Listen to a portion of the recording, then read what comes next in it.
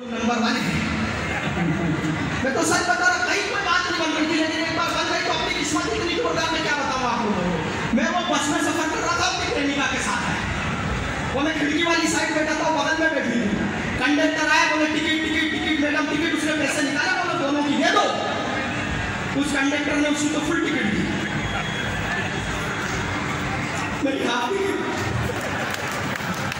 भाई साहब half ticket तक तो फिर भी ठीक था, कंडक्टर जाते जाते अलग बोल के गया कि बहन जी हाफ टिकट में पूरी सीट नहीं मिलती, अपने बच्चे को गोदी में बिठाई। वाह, उसी गोदी में बैठ के आया हूं मैं क्या बताऊं आप लोगों को। लेकिन हाथरस के अच्छे लोग, एक टिप्पणी सुनना आपके इस बेटे की और अपनी आशीर्वाद की तालियां मुझ तक पहुंचाना। मेरा यह मानना है कि जिंदगी में लंबाई होना महत्वपूर्ण नहीं है, गहराई होना महत्वपूर्ण। वाह वाह वाह वाह वाह वाह, क्या बात है। एक बंदा समय की अपनी सीमाएं क्या कहें। स्वागत है, स्वागत है। राम ने कहा गोदी में बैठे हो? राम बेटा तो ठीक है, सुन कहाँ पे रहा है? वो भी ठीक है, लेकिन जब से ये बिल पास हुआ है तब से बहुत खतरा है, मैं तो सच बता रहा हूँ आप लोगों को। लेकिन ठीक है, ऐसा ही चलेगा। मैं आप लोगों को क्या बताऊं, एक बार एक लड़की मुझे सपरिवार देखने आई। हाथरस कविता सुनने जानता है, ये काका हाथरसी की निर्भय बाबा की धरती है।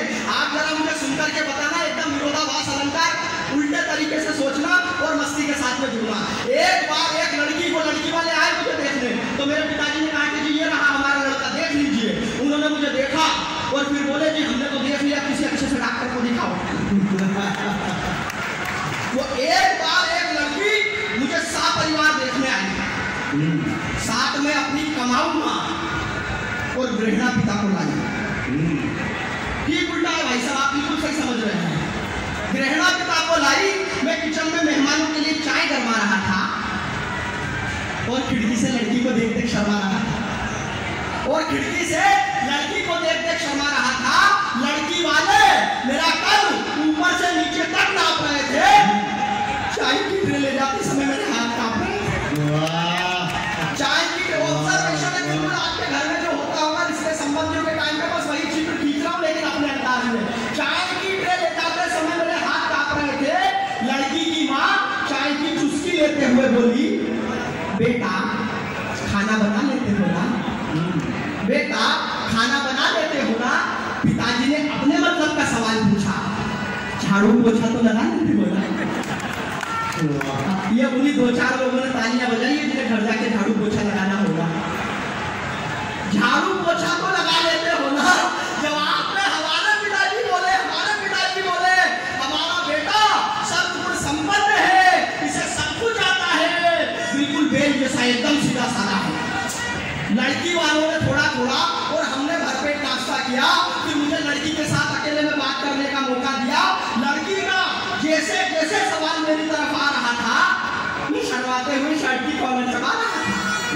हम दोनों अपने भविष्य का ख्याल सुन रहे थे और उधर घर वाले चुपके से हमारी बात सुन रहे थे। वो बोलती जा रही थी। मैंने अपना मुंह बंद कर लिया। कुछ इस तरह हम दोनों ने एक दूसरे को पसंद कर लिया। फिर बाहर ये सूचना ब्रेकिंग न्यूज की तरह ले आए, जिसे सुनते ही हम दोनों के घर वाले मुस्काए। जब मम्मी पटविया की बात आई तो लड़की की माँ ने थोड़ा रुको की आवाज लगाई। जब मम्मी पटविया की बात आई तो लड़की की माँ ने थोड़ा रुको की आवाज लगाई। बोली हमारी बेटी सर्वगुण संपन्न है, इसे बोली हमारी बेटी है सरकारी अफसर, हमें तो चाहिए बड़ा सा बंगला और लग्जरी कार, मंजूर हो तो हाँ करूं वरना सब बात बेकार। मेरे गरीब पिता बेबस और लाचार कहां से दे पाते बंगला और कार। लड़की वालों के सामने हाथ जोड़कर बोले हम दहेज नहीं दे पाएंगे, इस दहेज की आग में अपने बेटे को नहीं जलाएंगे। अपमान के इस झूठ से मेरा हृदय तक रो रहा था, मैं सर से लेकर पांव तक पसीने पसीने हो रहा था। तभी मेरी नींद टूटी तो खुद को बिस्तर पर पाया। 2-4 लोगों के ठहाके फूटे, लेकिन हाथरस वालों अगर अगली बार ये ठहाका संवेदना में बदल जाए तो फिर एक भी हाथ खामोश ना रहे। आपकी बड़ी तालियां मांगता हूँ इस बात पर। तभी तभी तभी मेरी नींद टूटी। ये हाथरस से उत्तर प्रदेश किसानों का प्रदेश है।